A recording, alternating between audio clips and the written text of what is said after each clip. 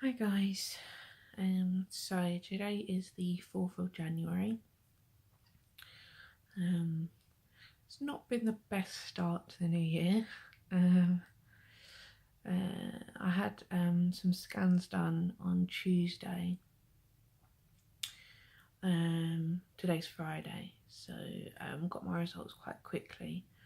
But just before I kind of talk through those results, I just want to kind of do a bit of background, which kind of it will probably help explain the changes that have happened. So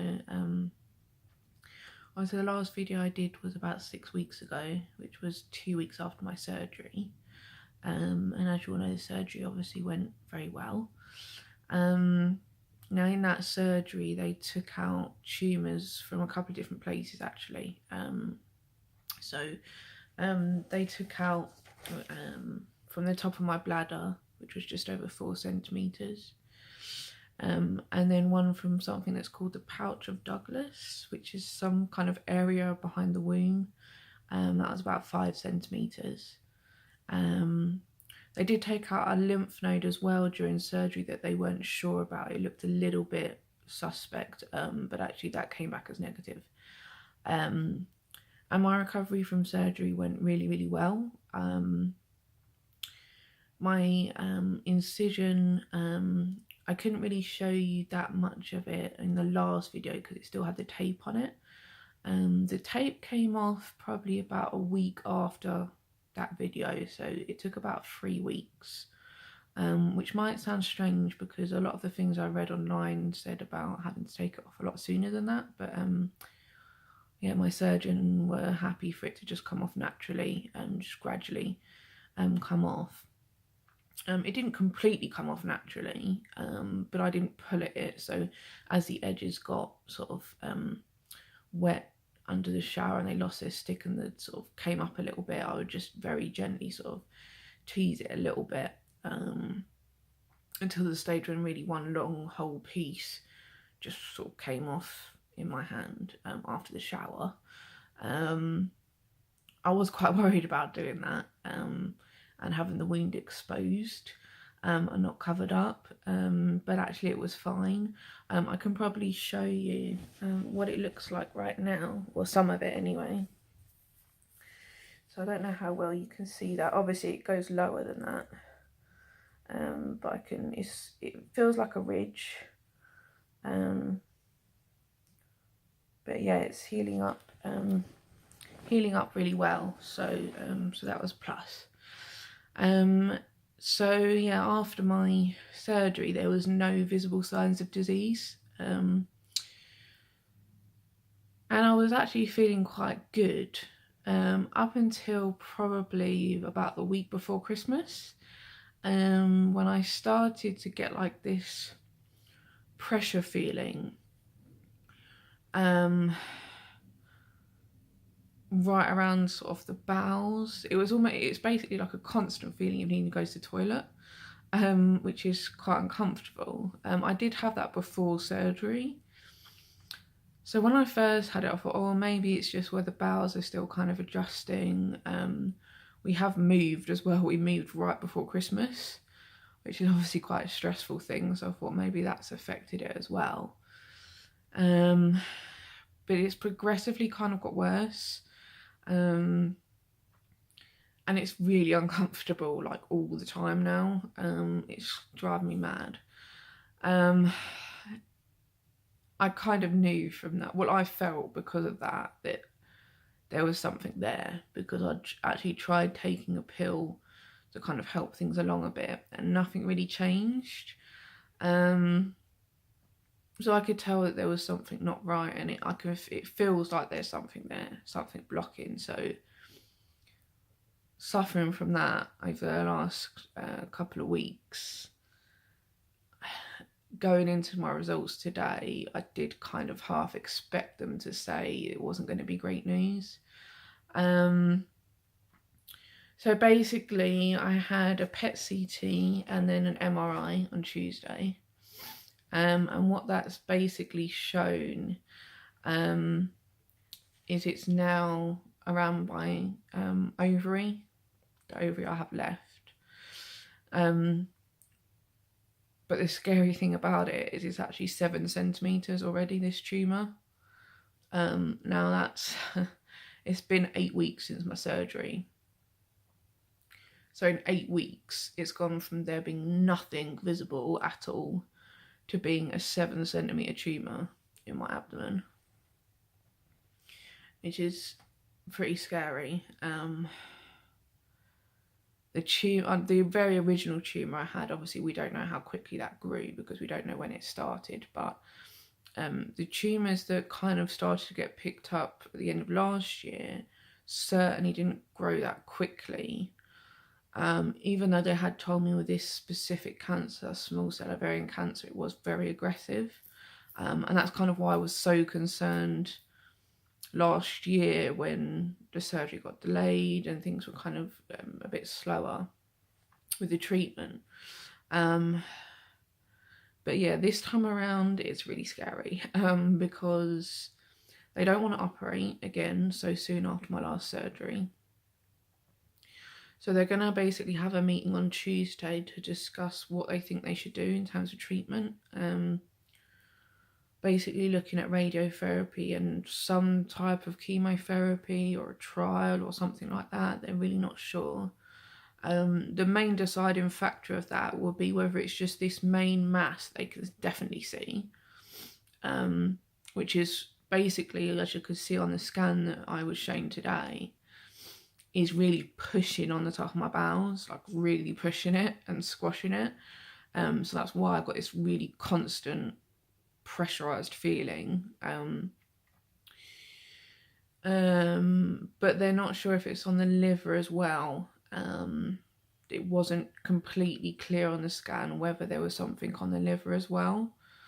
So I'm not sure if they're going to do another scan specifically for that area to see, or whether they're just going to look at the scans again collectively in their multidisciplinary meeting and just decide from that. I'm not sure. So yeah, so basically it's a waiting game again to see what they think we should do in terms of treatment.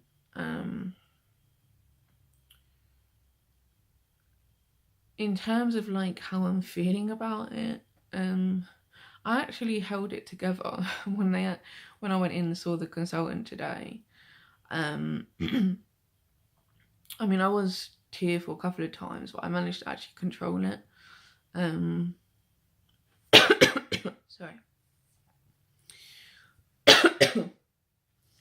But it's more sort of when you start talking to family, so when I sort of tell my parents or speak to people, it gets a bit harder to not get upset about it, because the more you talk about it, obviously the more real it becomes. It's quite difficult. Sorry.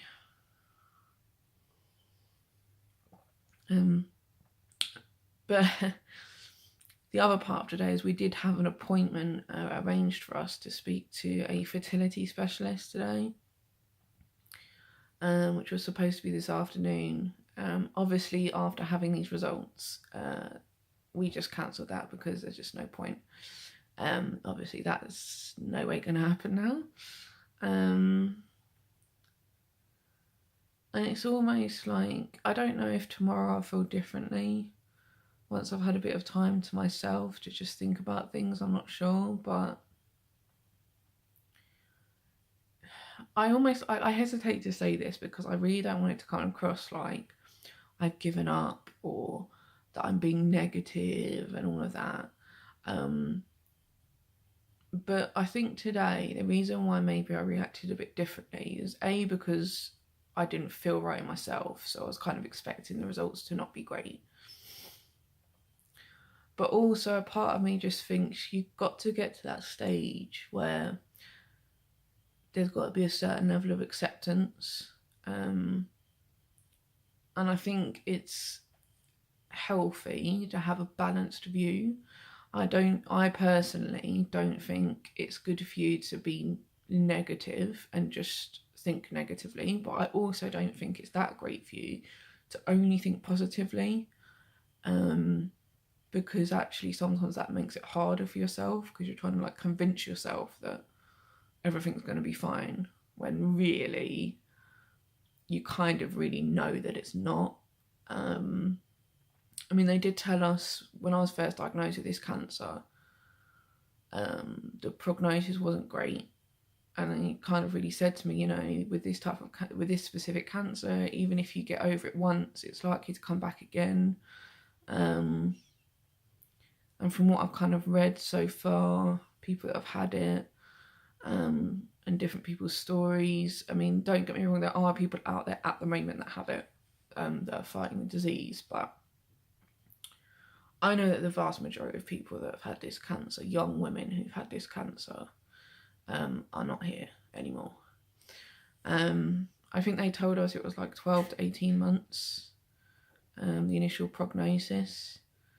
So I've gone past that already. So really, I'm kind of on borrowed time a little bit. So yeah, I think today partly I was more accepting of it, or more balanced in my view of it. So I won't talk too much about all the thoughts that have kind of gone through my head today, right now. But one thing I have to say is that I think everyone does, maybe with this with any cancer, reach that stage where it's kind of like, yeah, I'm going to fight this. I mean, don't get me wrong, definitely I want to fight this and I want to survive and I want to keep going. And there's nothing in what I'm saying here is saying that I don't want to try or that I want to give up or anything like that. But it just gives you that balanced perspective and that reality of thinking, well, you know, we've all got to go sometime. Like, none of us are going to live forever. I think that's one of the hardest things to actually get my head around since I've been diagnosed, is like this massive fear of the inevitable, like this massive fear of like dying. But it's going to happen. Like, no matter how this goes, like, even if I fight through this and then I'm in remission and that's it, and it never comes back, like, I'm going to die one day. So one of the things that might seem strange for you guys to hear is something that's maybe kind of helping me cope at the moment, and keep kind of level-headed and calm about it, is, in a way, you know, having cancer is horrible for the cancer patient, and it's very hard for everyone around you, your friends, your family, because they suffer along with you. And I do understand that. But I also think that actually, if I was to just get run over one day, or, you know, there was a freak accident, or I was attacked, or I was murdered, there's some horrific ways in which people die. And I think a sudden death is actually a lot harder for those that are left behind.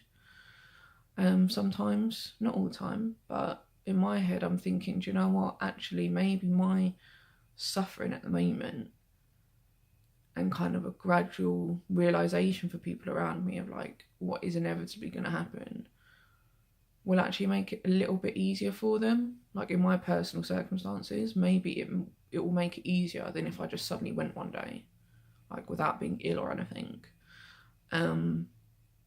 They're having a chance to kind of, I don't know, maybe just having a chance to try and process things while I'm still around. I know this is going to sound like a really weird thing that I'm saying here to a lot of people. It's going to be quite hard to understand. But just to me, I just feel like one of the things I do think about a lot as well is, when I was diagnosed, it made me think a lot about, okay, well, I need to get through this, I need to get through the treatment, all of the chemo and everything that I had before. But then you start to really think about, okay, well, what do I really want to do? Like, if I get through this, what do I really want to do with my life? Like, what would make me feel satisfied that I've done something worthwhile? Because people always, you know, have this thing about, oh, if you have 6 months to live, what would you do? And it's like, you go on these amazing holidays, or you do something that you've always wanted to do, or do a skydive, and all these types of things that you hear people say in a theoretical example. But when it actually happens to you, the only thing that I could think about was, what difference have I actually made, like, in my time on this planet? Like, what difference have I actually made to this world? I mean, I know I have family and I have friends, as I say, and I'm by no means kind of disregarding that and like my relationships with them. But in the wider scheme of things, it's like, what is actually the point of me? Like, what am I actually doing? Or what can I do to make something better of my life if I get through this? And I really thought about that a lot. There's no magic answer, obviously, and that's something that's going to be different for everyone. But again, for me, I'm thinking, well, I mean, I'm not rich or anything. I'm not like a huge successful business person, but I've done okay. Like, for my age, I've done okay. And actually, you know, when the inevitable does happen, the way things are going to be left at the moment, my husband and my family are going to get a huge amount of financial sort of input. Well, not huge, but big sums of money, which can make a big difference. And part of me just thinks, well, maybe, you know, maybe we're not all supposed to be like the heroes of our own story. Maybe we're just, the point of my story is to actually facilitate other people. Maybe that is the point of me being here. You know, I think a lot of us have this view that it's about us. You know, what difference have we made, and what's special about us, and what can we do about ourselves? But actually, maybe the point of a lot of us out there is we're just like a cog in the wheel. Maybe we're just there to facilitate other people that go on to do great things or big things. You know, maybe the money that gets left behind means my husband doesn't have any financial worries. You know, he's not going to be stuck in some job that he hates for the next 40 years. He's going to have freedom. He's not going to have any mortgage hanging around his head. You know, maybe when my brother has kids, that's going to give them a huge start. They're going to be able to buy a house, have somewhere to live, start their family properly. You know, you start to think about things like that. And again, I really don't want this to come across the wrong way. As I was saying, this is by no means me kind of just thinking, oh, well, that's it. Not at all. But, you know, I've said in these videos that I'm going to be really honest about how I'm feeling and what's going through in my head. And that's just basically what I've really been thinking about today. So I know it's probably going to be hard for people to understand. And it's probably going to be quite hard for people to listen to as well, because obviously this is not the way that people normally talk. But again, a big part of these videos is for people out there that are suffering from cancer themselves. And I'm sure there's people out there that have cancer that have thoughts which they don't feel like they can really say to people, especially people who are close to you, because it's so difficult to talk about that side of things, like what if things don't go well, because obviously people don't really want to think about that. But I think it's important to talk about that as well, because it is such a huge part of what buzzes around your head, like a lot of the time. It's not a case of, okay, well, I'm just going to be positive and I'm going to block out any other possibility. You know, I'm sure other people with cancer have these kind of thoughts. You know, what's going to happen when I'm not here? You know, people plan for that sort of stuff. So I'm sure it's not only me. I'm not saying they have the same thoughts as me, but I'm just saying, you know, if you know someone who's got, it might not be you specifically watching this that's actually suffering from the disease yourself, but you might know someone who is. And sometimes the greatest support you can give someone is actually the hardest way to support someone as well, which is to actually listen to every part of what they have to say and not just feel like you have to be there and be a smiling face and be positive. That is important, but it's also important to listen to the times like today with me where you're not feeling great. Obviously I have times that are a lot lower than this. I have times when I just cry. And you know, you do just feel beaten up with it all. But there's other times as well when you feel defiant towards it and you feel like, no, I'm not going to take this. Like, cancer is so, like, it's just sneaky. Like, to have a surgery and like to save my ovary and think that there's that hope of saving my fertility and being so happy about that, and then within a matter of weeks for it to come back so aggressively, it's just it's just so sneaky. It lures you into thinking like you're on a good path, and then things can change so quick. So you go through like all the emotions you can think when you have cancer. You're going to feel angry about it. You're going to feel positive at times. At times you're going to feel despondent. You're going to feel hopeful. And these emotions can come out throughout a day. Like, it's like such a roller coaster. And everyone's different, but for me, I just feel like I'm not going to spend every day of my life sitting and saying to my husband every minute of the day, oh, the thoughts that are going through my head, because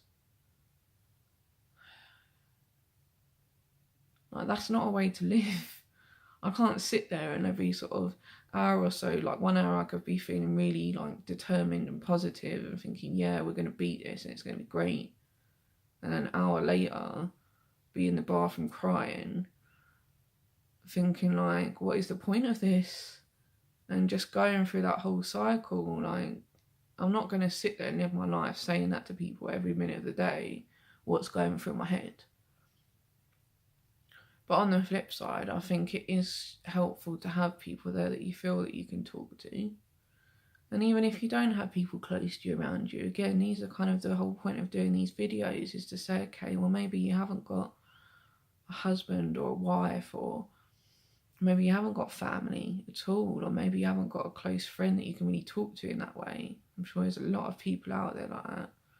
Whereas people like me, who you have a lot of people around you who are, you know, that are really willing to support you, but you just don't really want to be saying all that to people constantly.